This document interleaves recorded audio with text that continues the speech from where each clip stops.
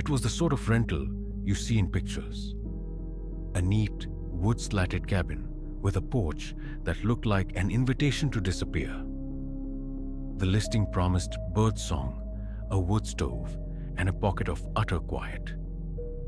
It promised no signal, the very thing I wanted. I wanted a weekend to write, to eat decent coffee in the mornings, and stare at lines of text until meaning arrived. I told myself I was going to be brave, alone, modest supplies, and a tidy plan. The drive out was pleasant in the way escapes always are. Light thinning, radio low, the city receding into the blur of trees. The cabin sat where the GPS thought it would, tucked into a shallow hollow. It had a porch, a small garden, long surrendered to the wild, and a lantern by the door. It looked like it had been waiting for me. First night, perfect. I built a small fire, fried an egg, read a few pages, and went to bed with something like satisfaction humming behind my ribs. The loft bedroom was small, sloped ceiling, 2 windows that caught a moon I hadn't seen in a while. I slept like someone who had earned it. Morning brought the first niggle. The front door, which I had carefully locked the night before, was slightly ajar. My stomach had dropped. Because locks and cabins have a different meaning to me now than they did that morning. Because in a different life, I would have run for my car and left. Because the world on the edges of back roads sometimes changes in ways logic likes to explain away. Inside, nothing obvious was missing. The cup I'd left on the table sat exactly where it should. The duvet on the couch hadn't been sat upon. But an uneasy smell hung, thin and metallic, like pennies or cheap perfume gone wrong. The lake water I'd left in a jar tasted faintly of iron, and the hairline cracks in the hand mirror near the sink seemed too deliberate when I looked closely. That night, I lay awake listening. The cabin creaked but gently, the noises of an old house settling. Around midnight, though, a precise rhythm started from the porch. Steps, measured and slow, crossing the boards with a weight that wasn't animal and a cadence that felt human. I froze. My breath in the dark sounded too loud. A soft knock followed, then another, spaced like someone testing the wood. I considered yelling. I thought about calling someone, but my phone displayed the night's small treachery. No service. My only options were the cabin and the dark beyond its walls. The knocking stopped. For a long time I heard nothing but my heartbeat. Then faintly, the soft scraping of a boot against the porch, as if whatever had knocked had decided to pace. The floorboards outside creaked in time with invisible footsteps. I pulled the blanket up to my chin and listened until sleep took me in aborted waves. Morning gave me clarity only an hour ago might have provided. There were prints in dew on the porch. Not animal. Bear prints perhaps, or the imprint of a boot with worn treads. They led from the tree line up to the door and then vanished, as if the person had simply stepped into the house and disappeared. I told myself it must be some hiker, a local who liked to sleep at odd hours. I told myself the obvious. Someone had used the porch to rest and had left just before dawn. But from the kitchen window, I could see faint, deliberate scratches along the lower rail boards, marks like fingernails. They were too vertical, too personal, to be wind-blown debris. When night returned, the air thickened with a feeling that had nothing to do with the weather. My journal sat on the table like a small, useless talisman. I read, then closed it. The silence inaudible in daylight thickened into something close, and breathing. The sound returned, now to my right, at ground level. The soft shuffle of dirt, the whisper of fabric against wood. Someone, something, walked the cabin's perimeter like a slow tide. Then, as my nerves knotted, I heard the deliberate tapping of a knuckle. 3 knocks this time, not on the door, but the clap of a hand on the siding toward the rear of the house. Someone was tracing the perimeter as if cataloging the boundaries. I'm not proud of what I did next, but in that moment pride is a strange currency. I unlatched the kitchen window and looked out with the flashlight still humming in my hand, draining its beam into the dark. The light found nothing, just trunks and the dark pantheon of trees. Then movement in the trees. A figure framed between pines. A darker cigar shadow. Standing, not moving. Watching. I closed the window but could not sleep. Around 4 in the morning, the knock came again. This time closer, on the front door. I sat up, lunged for the hall light and thought, rationally, to call the local number. Fingers shaking, I opened the door a crack. No one. The porch board was empty, the prints washed faintly by dew. Nothing at all to indicate anyone had been there in the last hour. And yet the air smelled suddenly of letters. A scrap of paper had been tucked under the mat. I picked it up with numb fingers. In block letters, someone had written, "I know where you live." I read it 3 times. My brain attempted to file it under prank or mischief. The coward in me accepted that category with gratitude. I slept poorly, nightmares wrapped in static. The next morning, I checked the road twice before I left. My hands numb on the steering wheel. 2 days later, back in a city where sometimes there is noise for the sake of noise itself, I found another paper tucked under my apartment door. 4 words. You can't hide. The handwriting matched the first. My name was not on it. There was no need. The simple fact that someone had found my temporary address, the cabin I'd rented for a weekend, flipped some valve in me. I began to notice small things in the hours afterward. A man in a coat across the street whose face I could not really remember. A shadow under the lamp that stayed a second too long after some passerby. The sensation that the curtains in my building were being kept closed just so someone could watch without being seen. I moved. I changed the locks. I stopped leaving the lights off. Months passed with a thin string of unease tugging at the back of my neck. I told myself the papers were a coincidence. An old friend playing a prank. Maybe an ex. Maybe a deranged local who'd followed rental listings for sport. But the knocking never really stopped in the corners of my mind. At night I sat with a glass of water and listened, convinced I would hear the slow step of a footman across a porch outside my window. And then one morning, months later, I found another envelope in my mailbox. A photograph, black and white, glossy. It was taken from the porch. The camera, a silent witness. In the grainy image, the cabin sat fogged in dawn, an empty cup on the table, and in the front doorway I saw myself. Hair mussed, sweater sleeves rolled, staring at the camera.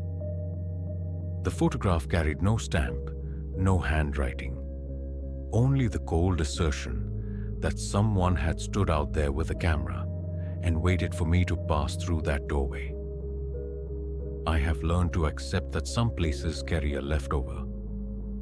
The cabin was not haunted in the classic sense. It left marks, notes, images, reminders. Small invasions, all designed to make safety feel like a mistake. The person who watched was methodical, patient, and entirely uninterested in being caught. The terror they exerted was not a one-time shock, but the slow, conscious erosion of your sense of private space. They wanted you to feel watched until you could no longer pretend the world was the same as it had been. They wanted you to understand they could get close to you, to your inside life, your apartment, your mail. After that last photograph, I left the city too. I took the kind of measures sleep experts advise for profiles of stress. New doors, perhaps a different job, routines that change unpredictably, and don't allow for easy stalking. It worked in the sense that the knocks didn't increase, but they also didn't stop. Sometimes, late, when the room finally gives up and quiet comes, I think I hear the thud of a boot on the walkway outside. As much as I try, there are corners in my apartment I do not open up, screens I do not answer, and a sense that the world is a place that can get inside you and set fire to the lights you take for granted. So I tell this little story, now in the way people pass on warnings. Stay alert, be careful which doors you unlock, and remember that solitude has its own price. Not every shadow is empty. Not every porch is safe. The forest will give you beauty. Sometimes it will also hand you a secret and then follow you home with it. The idea had felt intoxicatingly simple on paper. 3 nights in the woods, a cooler packed with cheap beer, a small reliable tent I'd borrowed from a friend, and a promise to unplug. Late October promised cool nights and that honeyed light the city never gave me anymore. It was the sort of trip you take because you can afford to be away for a few quiet days and breathe. We drove until the road narrowed into a dirt track and the map on my phone went gray. The last mile felt like a different country. Pine trunks stood like rows of silent sentinels, and the world beyond them lost focus. We picked our site by luck more than skill. A small clearing near an old, half-hidden stream. It had flat ground for tents, and the loopy shape of the clearing made it feel private, sealed off. The first night was everything we'd imagined. A fire, stories we told a dozen times, and the steady comfort of 3 other people within arm's reach. Autumn smelled like smoke and damp leaves. Our breath puffed white in the air. We drank, we laughed, we let the city recede into the shape of a memory. By 10, I was the first to crawl into my sleeping bag, skin still warm from the embers. You never notice the gradual quiet until it settles thick enough to sit on. Something about the second day made the forest thin its chatter. Birds that had been loud in the morning stopped calling. The wind that had teased the leaves turned polite and distant. Even the stream, which had gurgled like a little living thing, reduced itself until you only heard its faintness. That kind of hush is not peaceful. It is a warning in the language of nature. Nobody at the campsite said it aloud. We pretended it wasn't there. We set out in the afternoon with cameras and packs, pretending to be explorers, but the trees closed in faster than I expected. The trail narrowed to little more than an animal path, and when we turned and tried to find our way back, the markers I'd blamed on my inattention were gone. The underbrush had swallowed them whole. For a while, we wandered in a loop, the map useless, our boots in the damp earth. At camp, we tried to laugh about it. Maybe someone else had used the path. Maybe the markers had fallen. Sunlight made the voided things in the forest look flatter, like a painting temporarily convincing. But that night, when the light failed and the fire became our single island of warmth, the place changed. The silence deepened. shadows lengthened and greedily, oddly, as though the flame had grown teeth. The shapes the embers threw against the trunks took on volume and meaning your mind didn't want to assign. We ate quietly. Jokes were smaller, more brittle. I was the last to go into my tent, the night swallowing my lamp as I drew the zipper and slipped into nylon and sleeping bag. And then, after the easy, thin sleep of the newly tired, something moved outside my tent and made a sound that had no business in the woods. A low, rolling growl, the kind that lives under the ribs of something large. It vibrated through the ground and my molars and the air. My hand found the flashlight on autopilot. I clicked it and aimed the beam at the tent door, where the canvas made a strange, taut shadow. The growl stopped, as though whatever had been making it had noticed the light and thought better of speaking. I waited, the light a trembling lighthouse in my hand. Every hair on my arms prickled, as if the air itself had learned to listen. When I unzipped the tent and peered into the clearing, the fire had died to coals, and the other tents were asleep. On the outer rim of our camp, in the tree line, something large broke the surface of the darkness.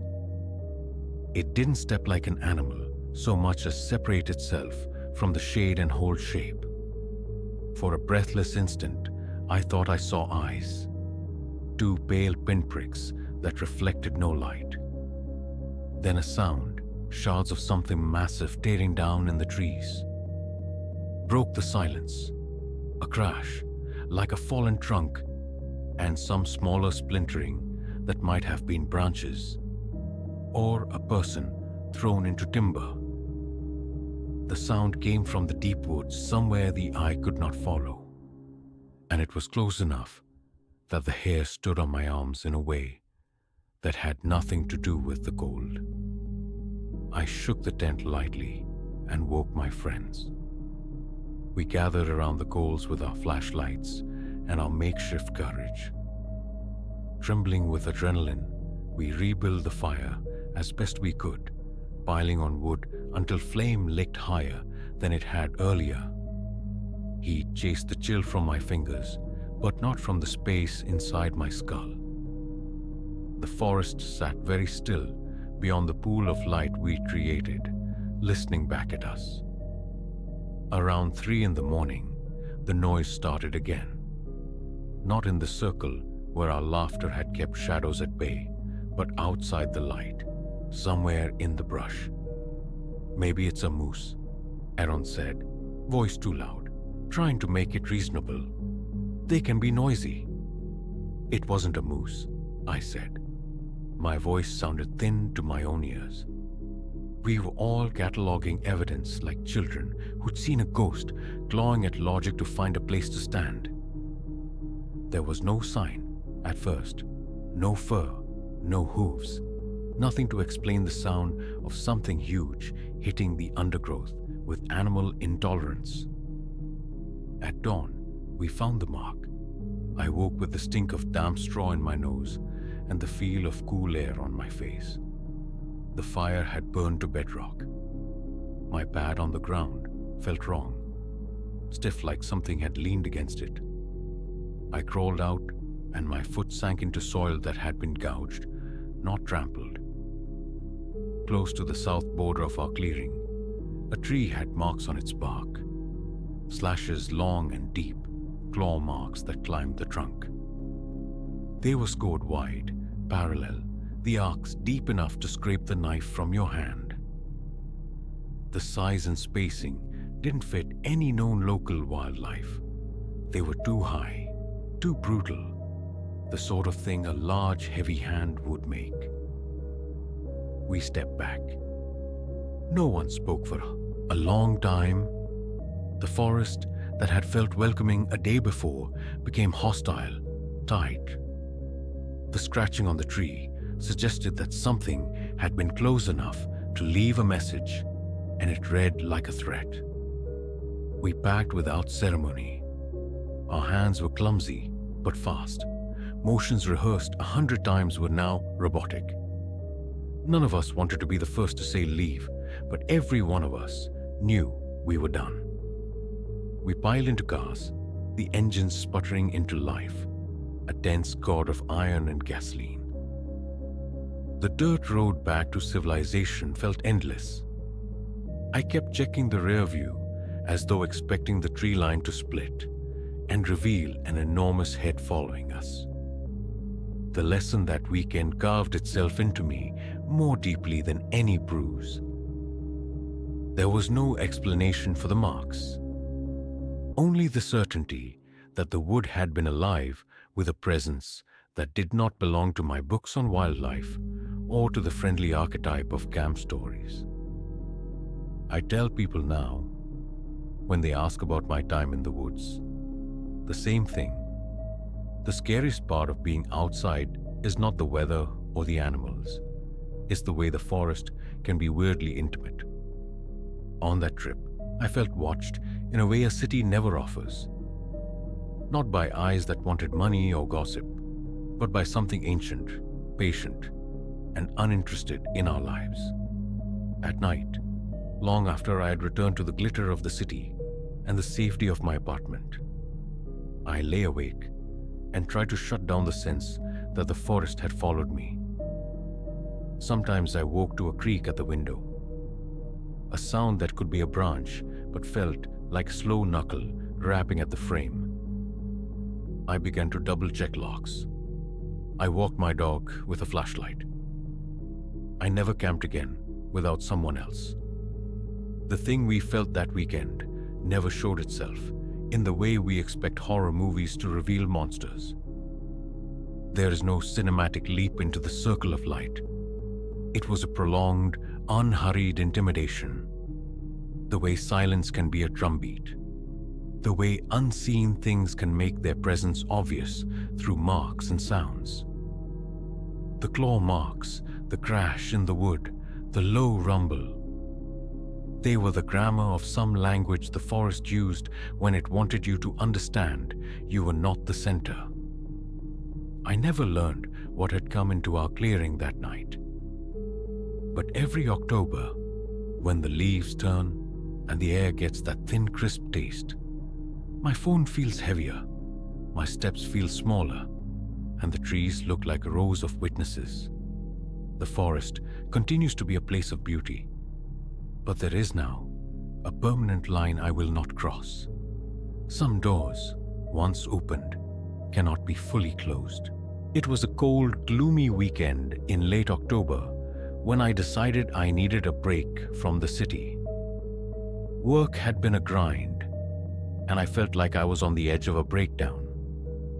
My friend had recently bought an old cabin deep in the woods and insisted it was peaceful. I needed that peace, so I packed my bag and drove away from the noise and chaos of urban life. The drive was long and winding.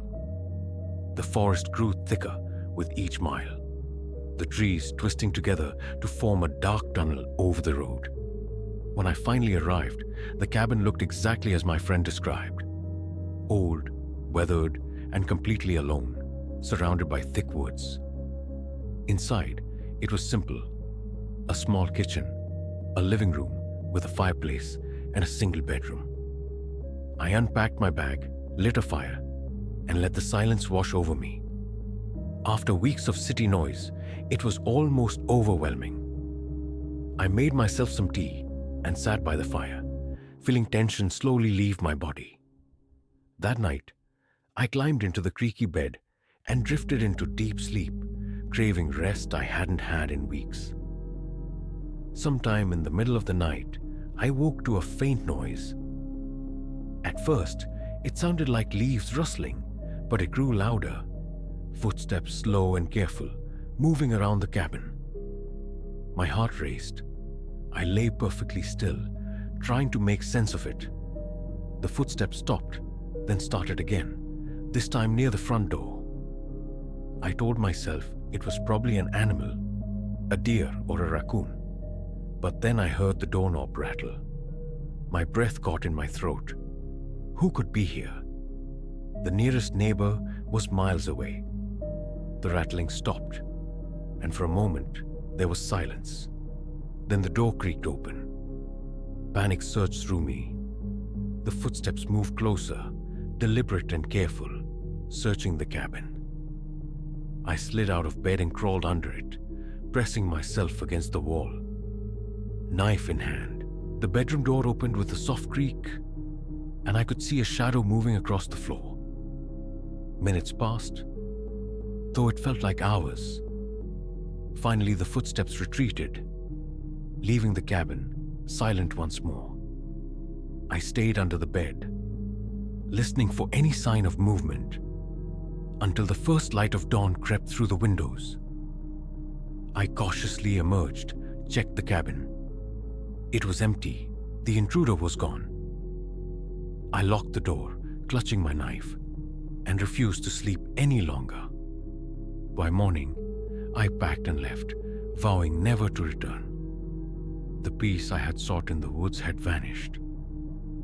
That night had shown me how quickly safety can turn into danger, and how close the line between solitude and terror really is.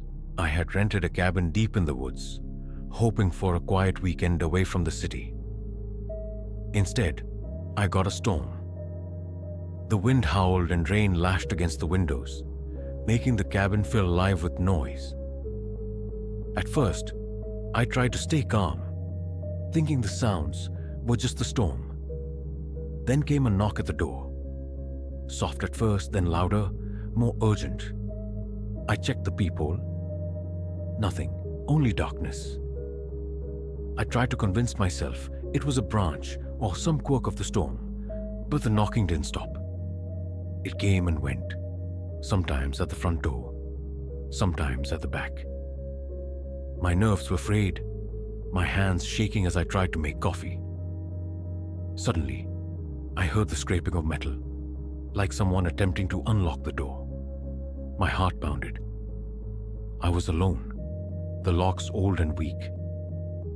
I grabbed a heavy flashlight and kitchen knife, peering into the darkness.